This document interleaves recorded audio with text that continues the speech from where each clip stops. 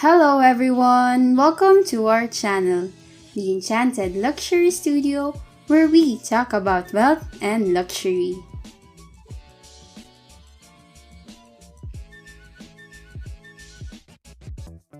Sometimes, wealth comes from a stupid, simple business one can ever think of. And these people are living examples of that statement. In this video, let's get to know them and their stupid yet clever ideas and inventions. Louise Von Ahn. Several of you have probably had to fill out some form that requires you to read a distorted series of characters to prove that you are human and not a robot. They are actually pretty entertaining, aren't they? These are called CAPTCHAs, and they were developed by an Australian named Louise Von Ahn back in 2003 as a means of stopping scammers. Eventually, there were approximately 200 million CAPTCHAs every day, thanks to this system which proved to be highly effective. A CAPTCHA takes an average of 10 seconds to fill out. Multiply that by 200 million and you get a 500,000 hour estimate. People are spending a lot of time on this tedious task. So Louise came up with a simple yet another superb idea, the reCAPTCHA.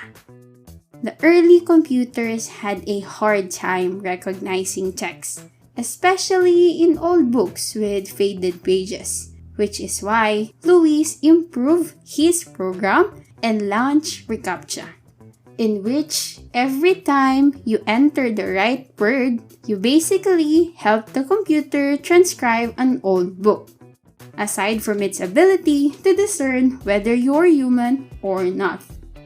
Soon after this invention was launched, every website migrated to this solution. In 2009, Google acquired reCAPTCHA for an undisclosed amount, although reports suggest it is somewhere between $10 million and $100 million. The next business Louise started was as simple as the first one. His new business was a translation app that allowed people to learn different languages for free. It may be something you have heard of before.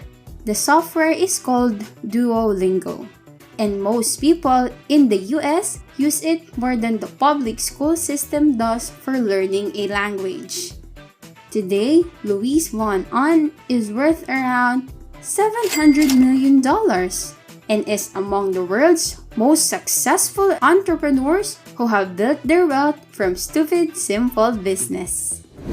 Richard Branson.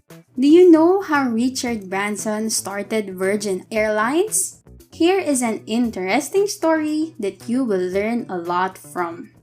One day, Branson was scheduled to fly to the British Virgin Islands when his American Airlines flight was suddenly cancelled. Out of frustration, he returned to the airport to ask if he could rent a plane. As luck would have it, one plane was available and Branson took it, split the bill with all the others who missed their flight that day and arrived on the British Virgin Isles.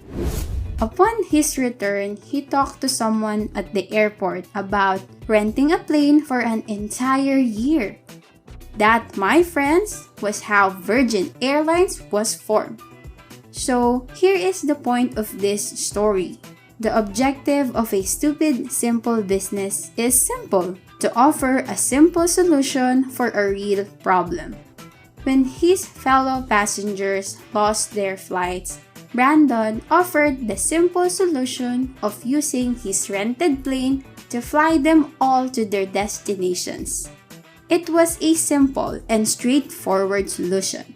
It doesn't matter if he had the resources to make the reality happen right away, as some of you may argue. What matters is that he made it happen. Go ahead and get your favorite beverage and popcorn. Subscribe to our channel and turn on notifications. Steve Jobs. Now that we've touched on the terms of execution through Richard Branson's story, let's dive a little deeper into that. This time, we have Apple's founding father, Steve Jobs. During the 1980s, Apple released a business-oriented computer called the Apple III.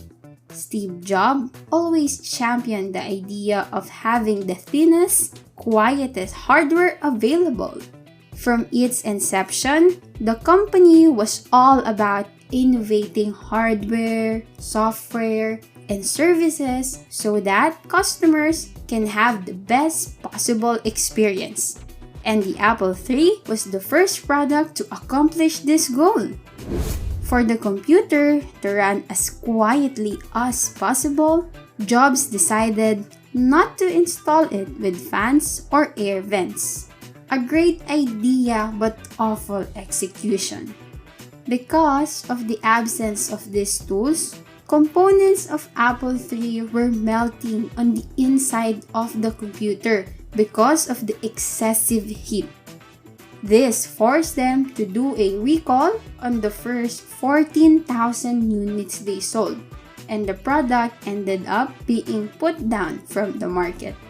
However, Jobs kept his idea and refined the process for his next products. Today, this brand is considered one of the pillars of the most sophisticated and futuristic gadgets you could ever see in the market. A lot of people believe Apple's success was due to its clever marketing. Looking back at this story, we can say that Apple's victory in the software market boils down to having a genius idea and a well-learned mistake. Jimmy Donaldson, or popularly known as Mr. Beast on YouTube. In December 2022, this YouTuber launched a chain with a virtual restaurant and started promoting his own burger. Believe it or not, his chain had no physical stores. The concept is that you can sign up to sell his burger if you own a small mom-and-pop shop. Upon signing up, a course will be taught to you. Here, you will learn how to make the product and you don't have to worry about the packaging and ingredients. The founding team will supply all of it. What makes this even more interesting is that you get to keep a majority of the profits. At first, Mr. Beast had 300 restaurants serving the burger. Every one of them sold out quickly. In order to keep up with demand, the company adds 50 restaurants a week.